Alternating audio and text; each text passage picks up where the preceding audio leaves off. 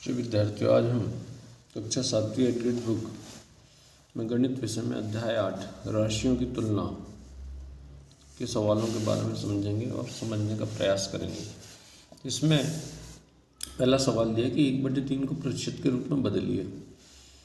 जब भी हमको किसी राशि को अगर प्रतिशत के रूप में बदलना हो तो हम क्या करते हैं, उसमें अंश और हर में 100/100 का गुणा कर देते हैं। तो 100/100 का गुणा करेंगे तो 1/3 गुणित 100 ऊपर भी आएगा, नीचे भी आएगा, और नीचे वाला जो 100 है उसको प्रतिशत के रूप में हम बदल देते हैं। तो 1 गुणित 100/3 बराबर 100/3 प्रतिशत, और यही इसका उत्तर होगा कि इसमें अगर कितना आएगा तो 100/3 प्रतिशत। इसको हम दशमलव में या मिश्र संख्या में भी ज्ञात कर सकते हैं। इस प्रकार हम देखें, दूसरा सवाल है, किसी कक्षा के 65 विद्यार्थियों के पास साइकिलें हैं और कितने प्रतिशत विद्यार्थियों के पास साइकिलें नहीं हैं। तब चूंकि हमको सवाल प्रतिशत में पूछा गया है, इसलिए हम इसका प्रतिशत में उत्तर निकालने के लिए, क्योंकि प्रतिशत यानी 100 में से होता है, तो 65% विद्यार्थियों के पास साइकिलें, इसका मतलब 100 में से 65 के पास है। तो कक्षा के 65% विद्यार्थियों के पास साइकिलें हैं, तो किसके पास नहीं है, तो 100 और 65, अगर इसमें से हम घटा दें तो इतने लोगों के पास साइकिलें नहीं होगी। तो 100 और 65 अगर हम करते हैं तो ये 35% आता है, तो अर्थात 35% विद्यार्थियों के पास साइकिलें नहीं हैं। अगला सवाल है, 0.09 को प्रतिशत के रूप में बदलिए। तो जैसा हमने ऊपर के सवाल में बताया था, किसी भी संख्या को अगर प्रतिशत के रूप में बदलना हो तो हम 100/100 को गुणा कर देते हैं। तो 0.09 गुणित 100/100। अब नीचे का 100 तो प्रतिशत के रूप चिन्ह लगाने के लिए उसको बदलते हैं, तो हम ये 100 से 100 कट जा रहा है, और ये दशमलव हटाएंगे तो दशमलव के दाहिनी तरफ 2 अंक है, इसलिए नीचे भी 100 आएगा। 100 से 100 कटा तो बचेगा 9/9 गुणित 1/100, और ये जो नीचे वाला 100 है प्रतिशत में बदल जाएगा, तो इस प्रकार से उत्तर हो जाएगा 9%। तो 0.09 का प्रतिशत रूप होगा 9%। हम अगले सवाल को देखें, प्रश्न क्रमांक 4 में। प्रश्न क्रमांक 4 है कि 12 का 75% ज्ञात कीजिए। तो 12 का 75%, तो का मतलब गुणा होता है, तो 12 गुणित 75 और प्रतिशत का चिन्ह हटाएंगे तो नीचे 100 आएगा, और इसमें अगर हम 25 से काट दें तो 25 × 75 और 25 × 100, तो इस प्रकार से 12 गुणित 3/4, 4 से अगर 12 काट दें 3 बार तो 3 × 9, तो इसका उत्तर हो जाएगा 9। इसी प्रकार हम सवाल क्रमांक 5 में देखें कि संपूर्ण राशि ज्ञात कीजिए जिसका 70% 14 है। 70% 14 है, तो यहाँ अगर हम मान लें कि वह संपूर्ण राशि x है, तो x का 70% बराबर 14। का की जगह हम गुणा का चिन्ह लगाएंगे, 70/100 बराबर 14। तो जब x का मान ज्ञात करना, तो जो भाग वाली संख्या उधर दूसरी तरफ पक्षांतरित होगी तो गुणा में हो जाएगी, तो 14 गुणित 100/70।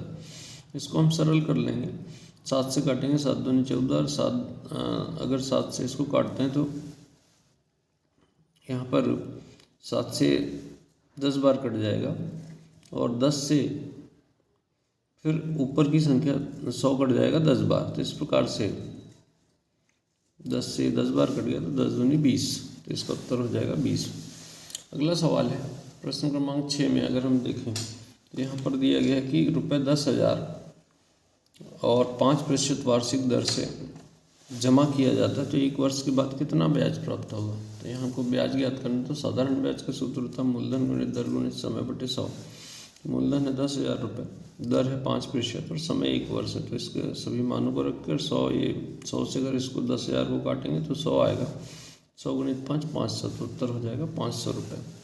इसी प्रकार अगला सवाल है कि 2:3:5 को अनुपातों को प्रतिशत में बदलिए।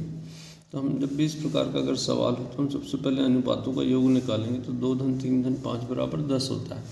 अब 10 का कितना दूसरा भाग या 2/10, और प्रतिशत में बदलते तो 100/100 का गुणा किया। इस 10 से 100 को काटो 10 बार, 10 दूनी 20, और नीचे का 100 जो है प्रतिशत के चिन्ह के रूप में आ जाएगा, तो उत्तर हो जाएगा 20%। इसी प्रकार हम 3 के लिए ज्ञात कर लेंगे, इसी प्रकार 5 के लिए ज्ञात कर लेंगे, तो उत्तर हो जाएगा 20%, 30% और 50%, ये इसका उत्तर हो जाएगा। हम प्रश्न क्रमांक 8 में देखें, तो प्रश्न क्रमांक 8 है कि दी गई आकृति का कितने प्रतिशत भाग छायांकित, हमको कितने प्रतिशत भाग छायांकित है। तो मान लें कि 2 भाग छायांकित है। छायांकित भाग तो कुल 8 भागों में से 2 भाग छायांकित है, तो 2/8। अब 2/8 को प्रतिशत के रूप में लाना है, तो प्रतिशत के रूप में लाएंगे तो 2/8 गुणित 100/100।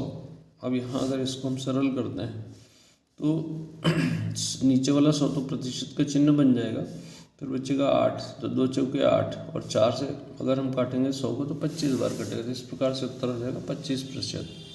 इसी प्रकार हम प्रश्न क्रमांक 9 को देखते हैं। यदि किसी त्रिभुज के कोणों का अनुपात 2:3:4 है तब प्रत्येक कोण की माप क्या होगी। तो ऐसे सवालों में हम जो अनुपात दिया रहता है उसको x के रूप में मान लें। तो माना पहला कोण 2x, 3x और 4x है। पहला कोण 2x, दूसरा 3x और तीसरा 4x। अब त्रिभुज के तीनों कोणों का योग कभी भी 180 अंश होता है, तो इसलिए 2x, 3x, 4x बराबर 180 अंश। यहाँ पर अगर हम जोड़ें इनको तो बीजीय व्यंजकों को हम जोड़ते हैं तो 2x, 3x और 4x इक्वल हो जाएगा 9x। 9x बराबर 180, तो x बराबर ही 9 का पक्षांतर करेंगे तो 180 के बट्टे में आएगा। 9 से काटेंगे तो 20 बार कट जाएगा, x बराबर 20 आ गया। अब x का मान प्रथम कोण था 2x, तो 2 गुणित 20 बराबर 40 अंश। दूसरा कोण 3x था तो 3 गुणित 20 बराबर 60 अंश। और तीसरा कोण 4x था तो 4 गुणित 20 बराबर 80 अंश। इसी प्रकार हम सवाल क्रमांक 10 में देखें। एक नगर की जनसंख्या 2,50,000 से घटकर 2,45,000 रह गई, तो घटने का प्रतिशत ज्ञात कीजिए। तो जनसंख्या में कितनी कमी हुई, तो 2,50,000 में से 2,45,000 घटाएंगे तो 5,000 बचेगा।